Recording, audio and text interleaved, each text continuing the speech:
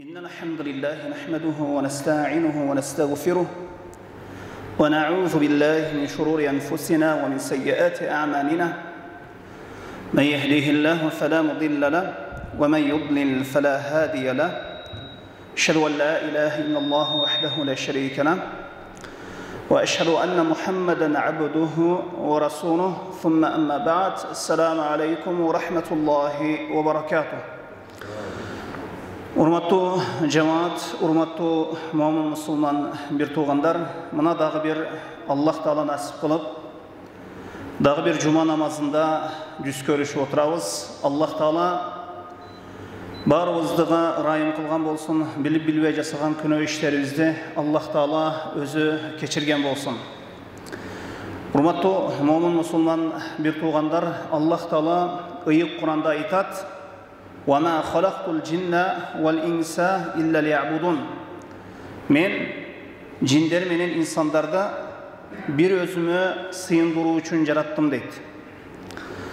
Бұл жашоого келген максатыбыз, бұл жашоодогу эң негизги максатыбыз бұл Аллахка сыйынуу, Аллахка ибадат кылуу.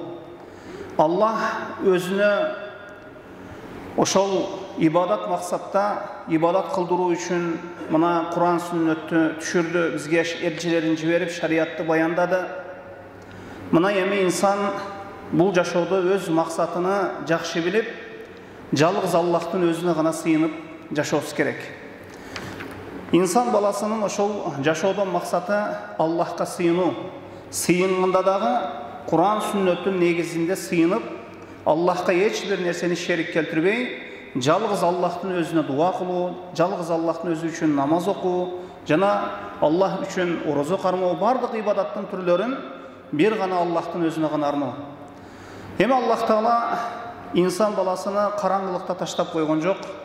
Адам баласы жер жүзүндө качан Аллахтын акыл укугуну бузуп, ширк келтире баштаганда, Аллахка шерик кошо баштаганда, Аллах Таала өзүнүн таухидине, өзүнүн бирлигине чакыра турган пайгамбарларды жиберген. Бардык пайгамбарлардын келүү максаты мына ушул ла иляха иллаллах таухид калимасынын негизинде болуп, баарысы Аллахтын бирлигине ибадат кылууга чакырышкан.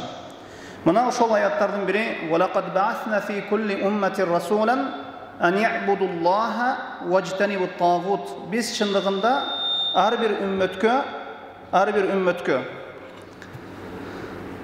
وَلَقَدْ بَعَثْنَا فِي كُلِّ أُمَّةٍ رَسُولًا. Biz ар бир үммөткө элчилерди жибердик.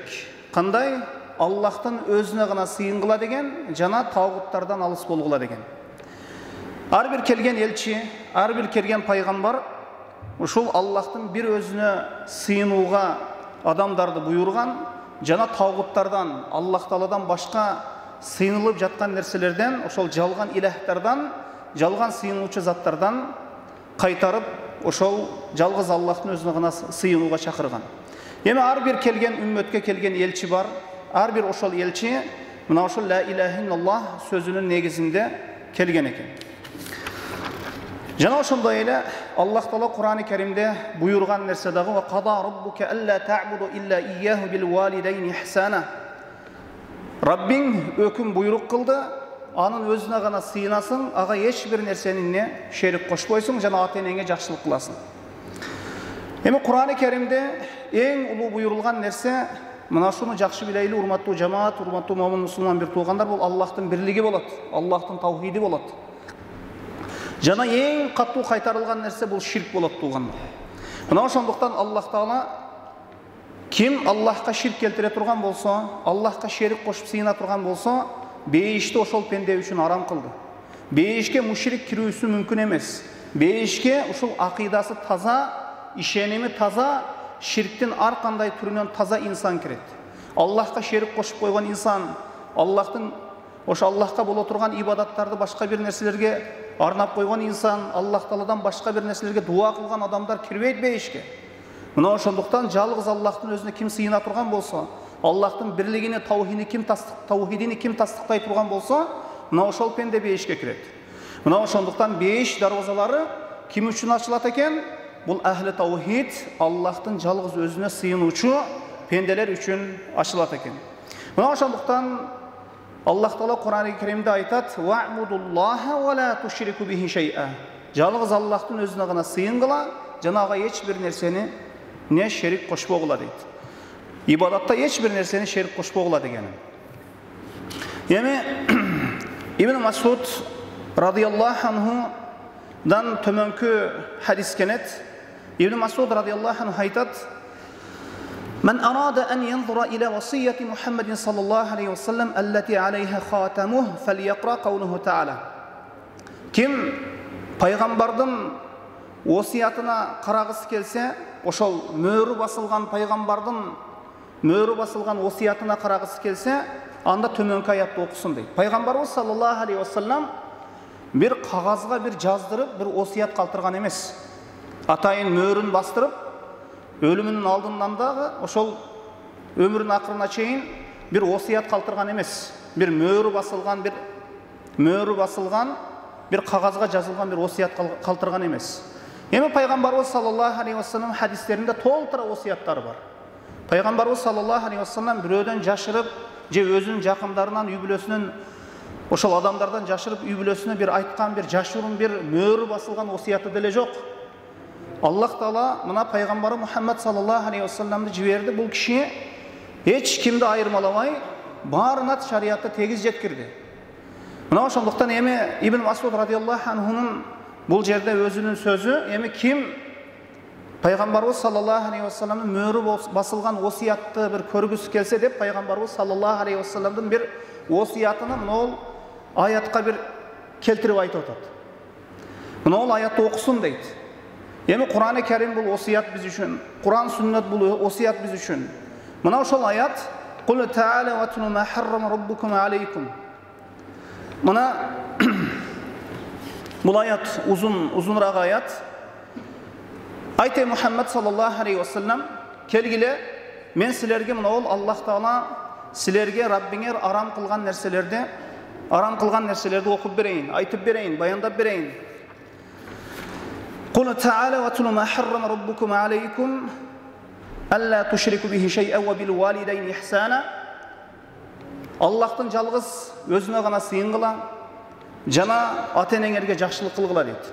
Пайгамбарыбыз саллаллаху алейхи ва саллям башка бир хадистеринде дагы ошол ширк келтирүүдөн кайтарган, жана ата-энеге жакшылык кылууга не буйруган. Аллах Таала Кур'ан-ы Керимде мына ушул аятта үммөткө арам кылган нерселерди, арам болгон чоң күнөөлөрдү баяндап жатат. Кул та'алау атну ма харрама раббукум алейкум алла тушрику бихи шай'a ва бил валидайни ихсана.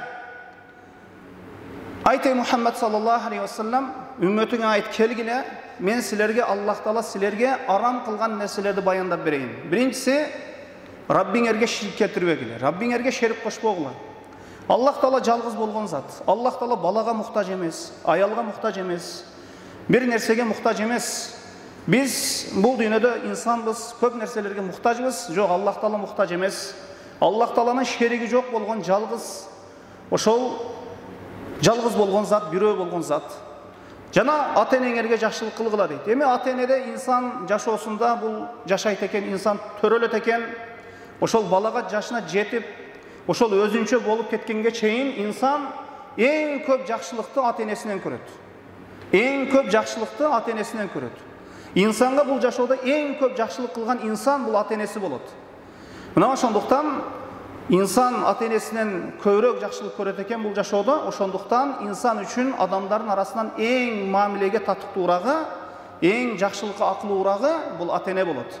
Жана ошондой эле Кур'ан-ы Керимде Аллах Таала өзүнүн таухидинен кийин, өзүнүн бирлигинен кийин ата-энеге жакшылык кылууну буйруган.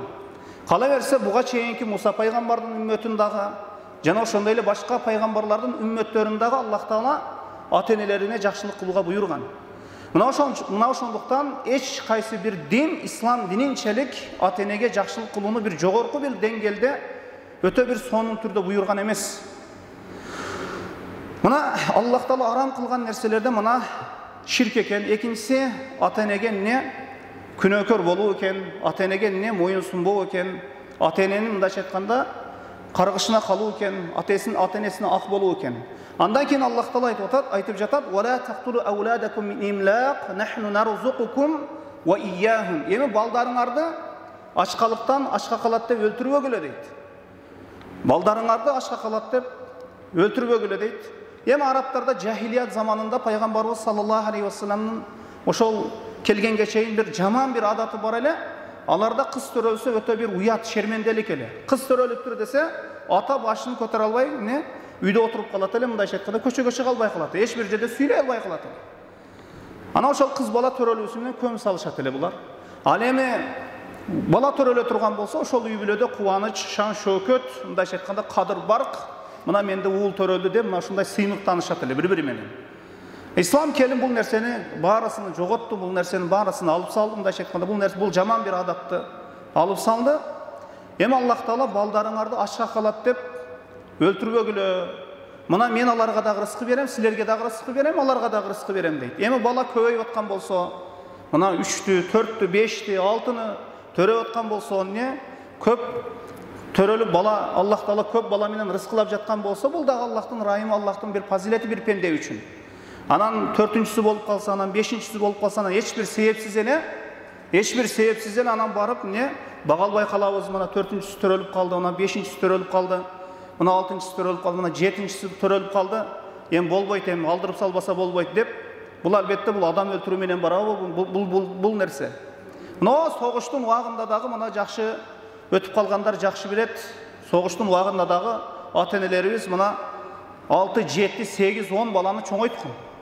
Баарына рызкыны бере турган Аллах. Мусулман бул жашоодо коркпойт.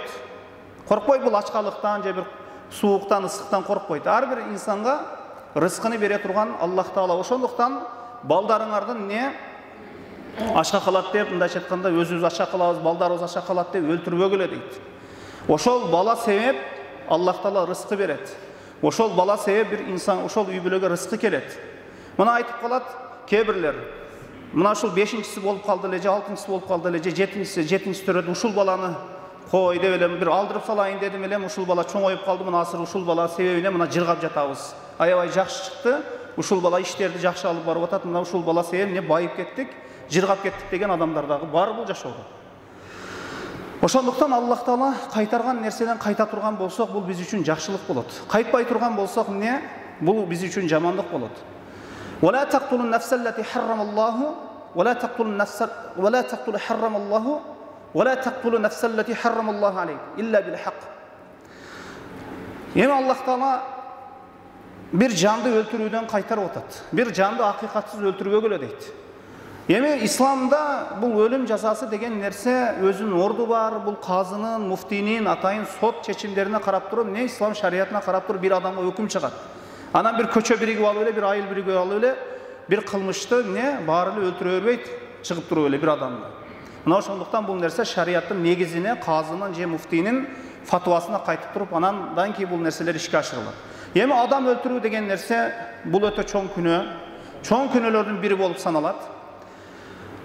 Кур'ан-ы Керимде Аллах Таала ким бир жанды өлтүрө турган болсо, Аллахтын ачуусу болот ага, каргышы болот ага, жана ал түбөлүк тозокто калат дейт. Эми чоң күнөө түбөлүк тозокто калбаса дагы, бирок ширк келтирген адам түбөлүк тозокто калат, бирок адам өлтүрүп койгон инсан түбөлүк тозокто калбай. Бирок алымдар эмне үчүн Аллах Таала бул аятта түбөлүк тозокто калат деп айтты десе, тафсир алымдар айтат, түбөлүк тозокто калат деген эмес. Эгер ширк келтирбесе түбөлүк тозокто калбайт го, бирок тозокто көбүрөөк калып кетет дегени дейт. Адам өлтүргөн инсан. Эми бул кан, бул нерсе бир тамчым кан дагы эч бир жерде калбайт. Инсан кээде бул жашоодо адилеттүүлүк издейт. Тиги эшикке кирет, бул эшикке кирет. Инсан бул жашоодо адилеттүүлүк издейт. Ар бирибизде бар бул нерсе. Адилеттүүлүктү ар бир инсан талап кылат. Бул инсандын табиятында бар нерсе. Бирок тиги эшикке кирет, бул эшикке кирет, өзүнүн күнөөсүз экендигин далилдегиси келет. Же бирөө зулум кылды, ушул залым адамдарга бир чара бар бекен, бир жаза бар бекен деп инсан издейт бул жашоодо. Бирок инсан эч качан капа болбосун, кайгыланбасын. Инсан эртеби кечпи Аллах Тааланын алдына барат.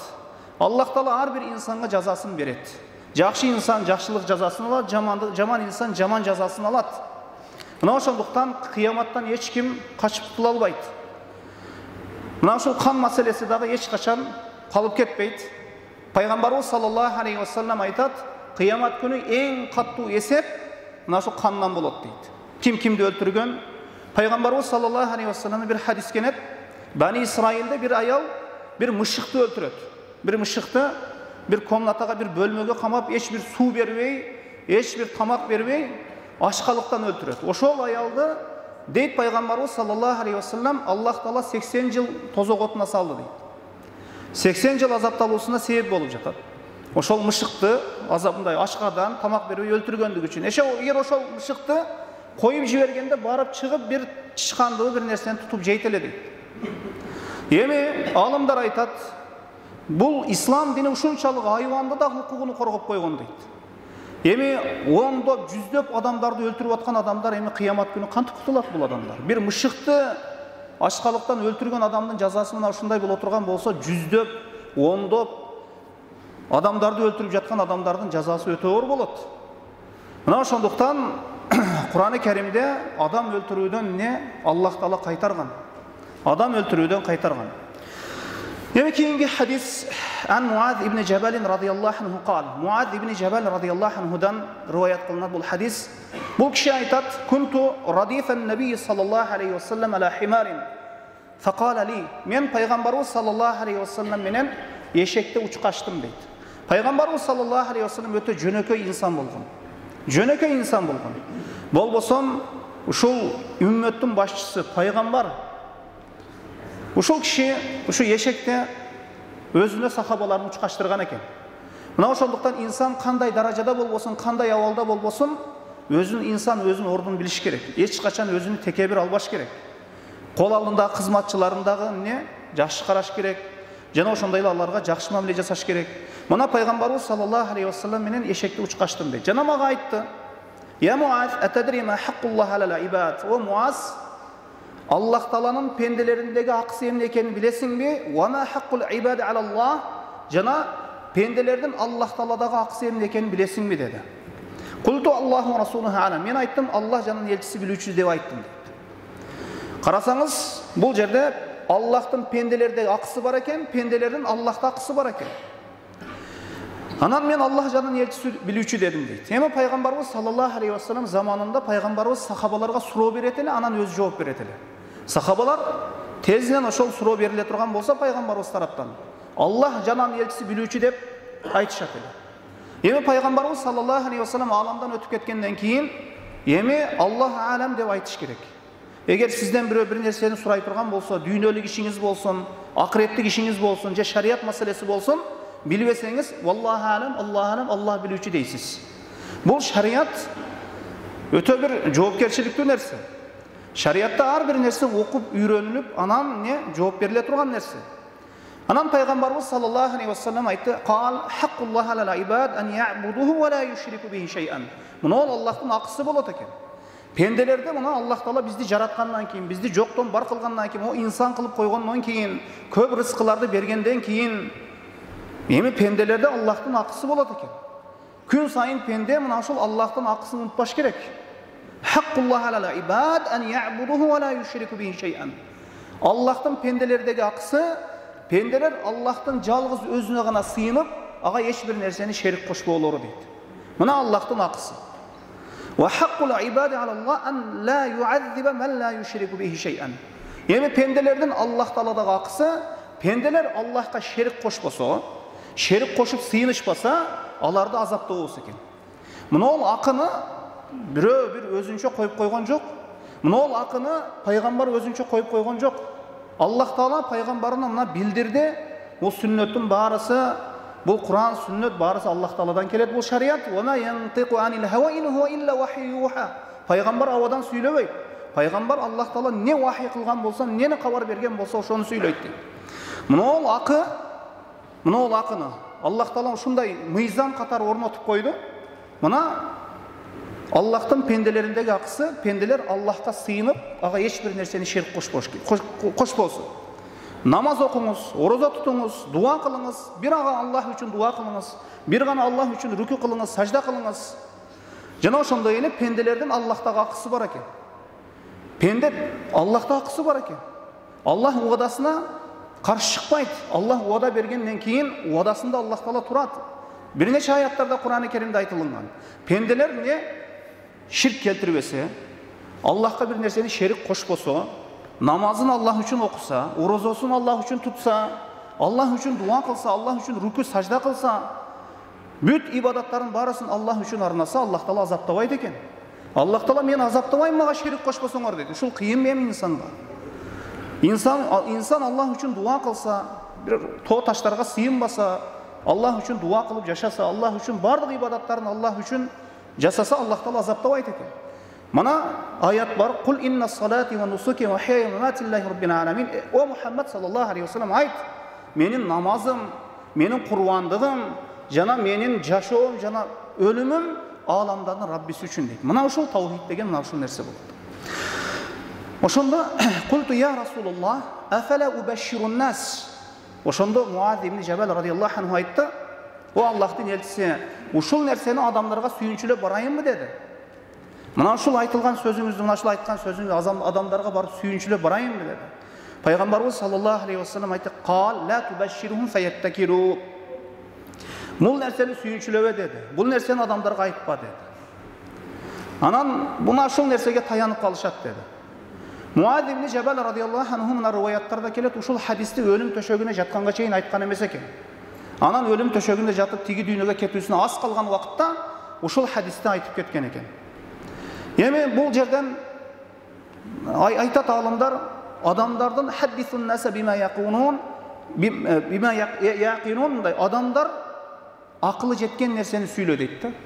Адамдардын акылы жете турган, акылы көтөрө турган нерсени сүйлөө, айтуу, бул чыныгы хикмат, чыныгы илим болот.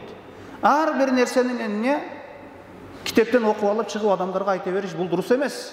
Жана ошондой эле талибе илим талап кылуучу ала турган сабак башка, жалпы эл окуй турган сабак башка.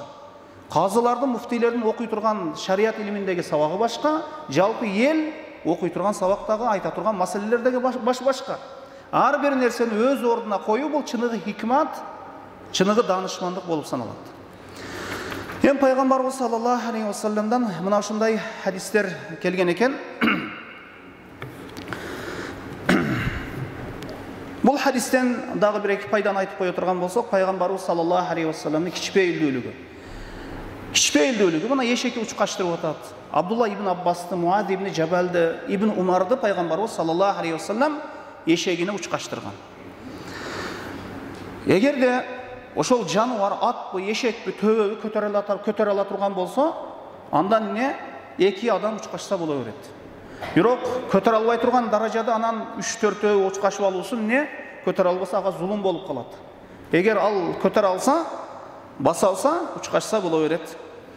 Жана ошондой эле илимди окутканда дагы не суроо жооп менен окутуш аябай жакшы бул нерсе. Эми ошол сабак бергенде дагы суроо жооп менен окутуу барса, суроо берип, суроо алып, ошол бул жакшы нерсе болуп саналат. Ошол адамдын эсинде жакшы калат. Жана бул таухиддин фазилети, ким эгер Аллахтын бирлигине жакшы кармана турган болсо, бейишке эсепсиз, азапсыз кирет экен. Фадлу таухид ва фадлу ман тамассака бих. Ким эгер Аллахтын таухидине ошол бекем кармана турган болсо, эмне таухид себеп күнөөлөр кечирилет, Аллахтын бирлиги себеп күнөөлөр кечирилет. Инсан бейишке азапсыз, эсепсиз кирүүсүнө мына ушул Аллахтын бирлиги себеп болуп калат. Жана ошондой эле кээде илимди жашырып коюу, эгер пайда зыянына карап туруп илимди жашырып коюу дагы бул жакшы бир хикматтардан илим болуп саналат. Мына ушул нерсе кыскасы. Валлаху алам ва саллаллаху аля Мухаммадин ва ала алихи ва сахбихи ва саллам. Субханакаллахумма хамдик, ашхаду ан ла илаха илля анта, астагфирука ва атубу илейк.